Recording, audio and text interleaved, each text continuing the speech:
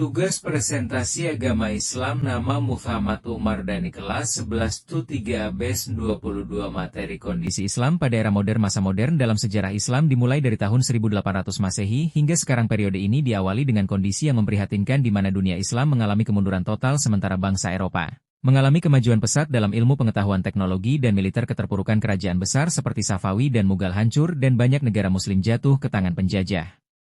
Kebangkitan pada abad ke-20 muncul kesadaran bagi tokoh-tokoh Islam untuk mengevaluasi diri dan melakukan pembaruan tajdid. Nama-nama tokoh Muhammad Ali Pasha Rifa'ah Baidawi Rifaat Al-Tahtawi Jamaluddin Al-Afghani Muhammad Abdul Rashid Ridha Muhammad Iqbal KH Ahmad Dahlan KH Hashim Asy'ari. Muhammad Ali Pasha adalah gubernur Mesir asal Albania yang berkuasa 1805-1848 dan dianggap pendiri Mesir modern. Dia memodernisasi militer, ekonomi, dan pendidikan dengan meniru Eropa, sekaligus memperluas wilayah ke Sudan dan Suriah. Meski berhasil bikin Mesir kuat dan nyaris merdeka dari Ottoman, sistemnya otokratis dan bikin rakyat terbebani kerja paksa serta ketergantungan ke Eropa. Rifa'ah Al-Tahtawi singkatnya ulama Mesir 1801-1873 yang dikirim ke Paris 1826. Dari pengalamannya dia tulis buku tentang modernitas Barat dan jadi jembatan ilmu Eropa ke dunia Arab, pendidikan, dan nasionalisme. Intinya, Bapak Renaissance Arab modern Jamaluddin Al-Afghani 1898-1897, aktivis dan pemikir pan-Islamisme asal Afghanistan, Iran. Keliling dunia Islam dan Barat buat nyuarain persatuan umat Islam melawan penjajahan Eropa. Dia ngajar di Al-Azhar, terbitin jurnal Al-Urwah Al-Wuthqa bareng Muhammad Abduh di Paris, dan sempat jadi penasihat Sultan Ottoman. Fokusnya politik Islam harus jadi identitas pemersatu buat ngusir kolonialisme. Meninggal 1897 di Istanbul, dimakamkan di Kabul sebagai pahlawan nasional Afghanistan Muhammad Rashid Ridha, 1865-1935, ulama dan pemikir Suriah Mesir, murid Muhammad Abduh dan penerus jalur reformisme Salafiyah modern. Dia mendirikan dan menulis sendiri jurnal Al-Manar 1898-1935, yang jadi corong utama gerakan pembaruan Islam di dunia Arab.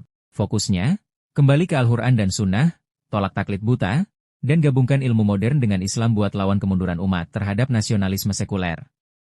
Dia dukung khilafah dan khawatir Barat merusak identitas Islam. Intinya, tokoh kunci gerakan Salafiyah modern yang menghubungkan reformisme Al-Afghani dan Abduh dengan gerakan Islam abad 20. Muhammad Iqbal, 1877-1938, penyair filsuf Pakistan, dijuluki penyair Timur. Lahir di Sialkot, India Britania. Belajar filsafat di Eropa, dapat gelar doktor di Jerman. Ide utama, dia ingin membangkitkan semangat umat Islam lewat konsep hudi ego diri yang kuat, kreatif, dan bertanggung jawab. Menolak statis dan taklid, mendorong ijtihad dan semangat bertindak peran politik. Lewat puisi Urdu dan Persia dia menginspirasi gerakan kemerdekaan India Muslim. Di pidato Allahabad 1930 dia pertama kali mengusulkan negara muslim terpisah, yang jadi cikal bakal Pakistan. Karya terkenal, Asrar-e-Hudi, Balai Jibril, Javid Nama. Intinya, pemikir yang gabungkan sufisme, filsafat Barat, dan nasionalisme Islam untuk membangkitkan umat. KH Ahmad Dahlan, 1868-1923, ulama dan pendiri Muhammadiyah. Lahir di Kauman, Yogyakarta dengan nama Muhammad Darwis. Awalnya ulama tradisional, tapi setelah haji dan belajar ke Mekah 1890-an dia terpengaruh gerakan pembaruan Islam dari Mesir. Perjuangan 1. Mendirikan Muhammadiyah 1912 di Yogyakarta untuk memurnikan ajaran Islam dari tahayul, bidah hurafat, dan memodernkan pendidikan. 2. Bikin sekolah umum seagama, rumah sakit, panti asuhan, dan organisasi perempuan, Aisyah. 3. Fokus pada amal sosial dan pendidikan praktis, bukan politik.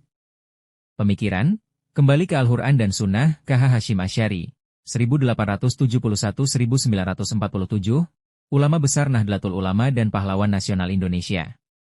Lahir di Jombang, Jawa Timur.